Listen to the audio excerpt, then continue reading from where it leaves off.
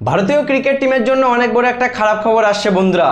শ্রীলঙ্কার সাথে 2 match test সিরিজের আগেই জসপ্রীত বুমরাহ বাদ পড়ে গেল।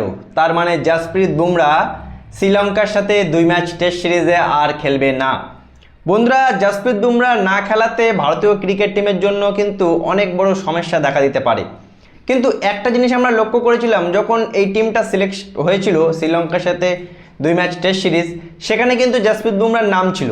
এমনকি 2 দিন আগে আমরা শুনতে পেয়েছিলাম যে বিসিসিআই সেন্টার অফ এক্সেলেন্স সেখানে Jasprit Bumrah fitness test pass করে ফেলেছে, এমনকি সে বোলিং করাও শুরু করে দিয়েছে। কিন্তু একটু আগেই, এখান থেকে ঠিক 10 মিনিট আগেই বিসিসিআই অফিসিয়ালিভাবে জানিয়ে দিয়েছে যে জসপ্রীত বুমরাহর বাঁ পায়ের সমস্যা হচ্ছে, সুতরাং জসপ্রীত বুমরাহ শ্রীলঙ্কার সাথে 2 ম্যাচ টেস্ট সিরিজে খেলবে না।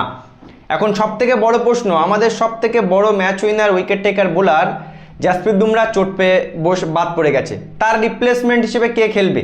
শামিকে তো আমরা বাদ দিয়ে রেখেছি, শামিকে আর কখনোই নেব না বলে আমরা ঠিক করে রেখেছি। ভুবনেশ্বর কুমারকে আমরা বাদ দিয়ে রেখেছি। একা মোহাম্মদ সিরাজ আর কি করবে? একা মোহাম্মদ সিরাজ কি ভারতকে 2-0 টেস্ট সিরিজ জেতাতে পারবে? প্রসিদ্ধ কৃষ্ণার উপরে আমাদের কোনো ভরসা নেই ভাই, প্রসিদ্ধ কৃষ্ণার উপরে কোনো ভরসা নেই। একমাত্র একটা উইকেট টেকার বোলার ছিল জসপ্রীত বুমরাহ। বিগত 10 বছর ধরে আমরা একটা বুমরাহ তৈরি করতে পারলাম না। একটাবার খালি ভাবো যে বুমরাহ বাদ পড়েছে বলে এখন আমাদের টেনশনে পড়ে যেতে হচ্ছে যে ভাই বুমরাহ বাদ পড়েছে, বাদ বাকি বোলাররা উইকেট পাবে তো?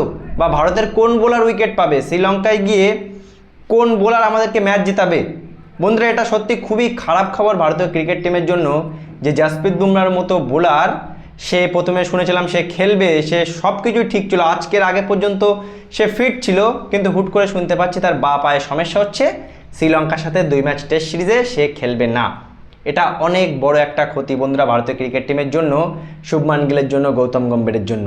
এখন দেখার বিষয় যে জসপ্রীত বুমরাহ রিপ্লেসমেন্ট হিসেবে কোন বোলারকে সুযোগ দেয় শ্রীলঙ্কার সাথে টেস্ট সিরিজে। কি বলবে বন্ধুরা এই বিষয়ে অবশ্যই জানাবে কমেন্ট করে।